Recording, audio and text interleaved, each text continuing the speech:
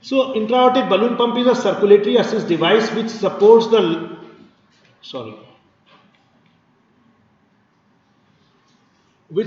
left ventricle, uses counter pulsation where aortic blood is displaced with the inflation and deflation of the balloon, and balloon is connected to a console which dictates the inflation deflation with passage of the helium.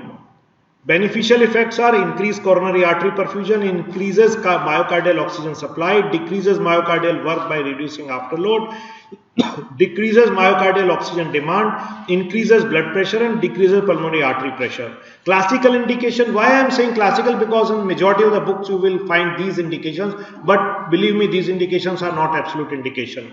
Acute left ventricular failure post cardiac surgery, hardly anybody is using nowadays. Severe unstable angina, again. Cardiogenic shock post myocardial infarction, bridge to cardiac transplantation, stunned myocardium after myocardial infarction. Why I am saying classical? Because there is no evidence to support this. This paper was published around 11 years back, known as a Iabp shock 2 trial, which failed to show any mortality benefit in the cardiogenic shock by MI using Iabp in mortality. So you can see 30 days mortality is not there. Another extension of this Iabp shock 2 trial, where they have seen the 12 months of the follow-up, hardly any difference in the mortality. Another extension, long-term 6 years randomization of Iabp shock 2 trial, even at the 6 years there is hardly any mortality benefit. So there was no mortality benefit, only fancy device, expensive device with some relaxation to brain. But again, there are certain indications. Look at this, no choice but to pump. You can't have any other choice but to pump. Failure to come off bypass. But why not ECMO if my patient is not coming on off the bypass? But this indication. Severe ischemic mitral regurgitation or ventricular septal defect with hemodynamic compromise while waiting repair is one of the absolute indication of intra-aortic balloon pump. In this condition, Iabp is going to benefit my patient. I don't have got much choice here. Probably harmless, but probably not so useful, like what we have discussed in a classical indication. May not be harmful, may not be beneficial, but why not use it? Experimental, Takotsubo cardiomyopathy, neurogenic cardiomyopathy in SAH, severe aortic stenosis, and with VA ECMO. Now this VA ECMO is coming up very well. Many patients with the VA ECMO, what happens? There is a, as you all know, VA ECMO is having opposite effect of the cardiac function, normal cardiac function, because in a VA ECMO we are just giving a retrograde flow. So at that retrograde flow, people are using Iabp just to unload the left ventricle. Contraindications: severe aortic insufficiency, aortic or abdominal aneurysm, aortic dissection, and severe peripheral vascular disease. As you all know, this is the balloon. This is having 30 to 60 ml balloon with the different sizes. In the balloon, this red is misnomer. This is a channel which should not be filled with the blood. It's named as a blood lumen, but we should fill it with the saline rather than blood. Otherwise, it will clot and it will go waste. And through this channel, we are measuring the arterial pressure as well. And this is the console and this is the helium. Helium is being used because, God forbid, this balloon ruptures. Helium is one of the most inert gas. So this is the position, as you can see here, in the descending aorta up to the celiac artery or renal artery, just proximal to that. If my balloon is going down, what will happen? It will cause ischemia to either gut or to the kidneys. How to identify? In the X-ray, it can be identified at the tip. Tip is lying here just below the aortic knuckle. So this seems to be in the right place. What happens? During systole, it deflates. During early diastole, the inflation starts from the bottom to upwards. So it starts gradually down to up. So whatever blood is here, it is being pushed above by the wave of inflation here. This is the late diastole. So what is happening? The blood of 30 ml or 40 ml which is filled here in this chamber, it is being pushed back towards here. And we all know that in the diastole, what is happening? The coronary flow is taking place. Coronary perfusion takes place in the diastole. So it gives more blood to the coronaries during the diastole. So how we place it with the ECG? Midpoint of the T wave triggers the balloon inflation. As you can see here, this is the dicrotic notch and this is the balloon inflation, and the peak of the R wave triggers the balloon deflation. This is the timing. As you can see, this is the unassisted systole. We call it normal systole or diastole. This is an unassisted systole. Is a normal cardiac cycle. Diastole, systole, diastole, dicrotic notch. Here we have inflated the balloon. So in this systole we have inflated the balloon. This is a diastolic augmentation. Why diastolic augmentation? Because diastole started right from the here. So this is causing a diastolic augmentation. And how to identify whether my Iabp is working or not? Diastolic augmentation is always higher than the unassisted systole. Okay. Then it is a assisted end diastole, because at the end diastole the pressure is going down. Why it is going down? Because the moment this deflates, there is a sudden vacuum in the aorta because 30 ml air is gone. So pressure goes down below the normal unassisted diastole. So it is called assisted end diastolic pressure. This is the diastolic augmentation, and because of this the next systole is at the low pressure. So this is assisted systole. Assisted systole is always lesser than diastolic augmentation. The pressure is lot less.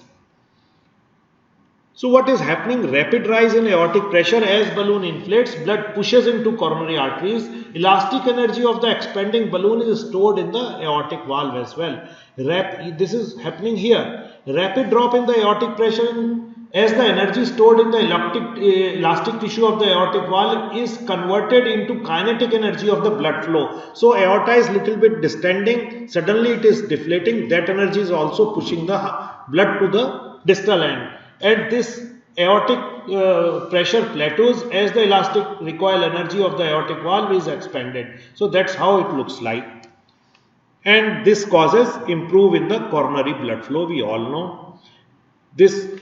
Another mechanism by which it improves the coronary blood flow is assisted mean diastole pressure is little high. As we all know, coronary flow is during the diastole. So if we are increasing the assisted mean diastolic pressure, automatically the more blood is available, more pressure head is available to coronary flow.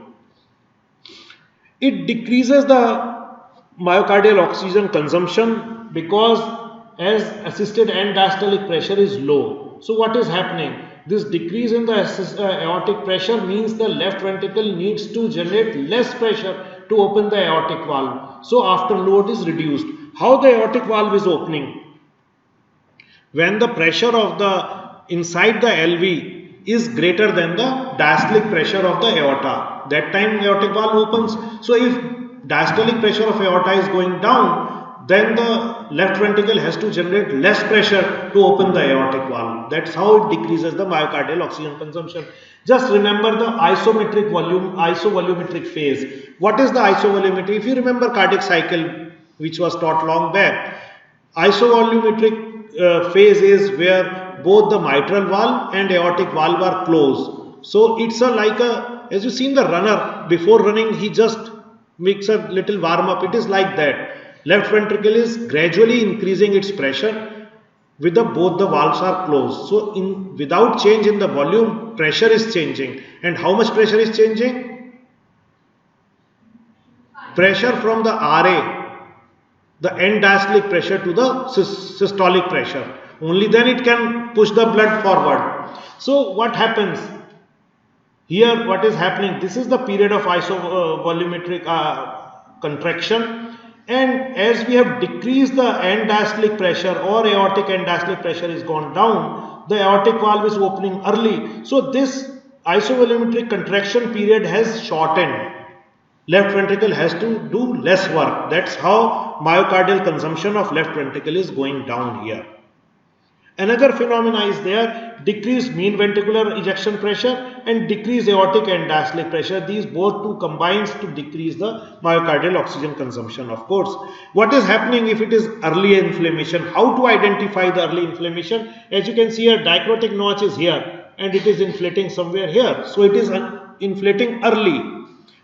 Waveform early, as I have already shown you. This encroaches into the systole. So what will happen? Potential premature closure of the aortic valve, because the pressure in aorta is high, aortic pressure in the LV is not that high, so aortic valve may close early, because if it doesn't close, the blood retrograde blood flow can happen. Potentially increase in the left ventricular end diastolic volume and left ventricular end diastolic pressure, and because of that the pulmonary capillary wedge pressure will also increase.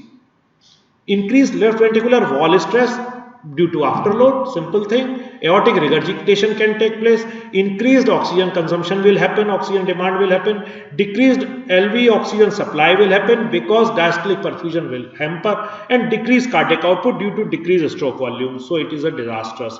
Late inflation, what will happen? Inflation of Iabp markedly after the closing of aortic valve. As you can see, the dichrotic notch is indicating the closure of aortic valve.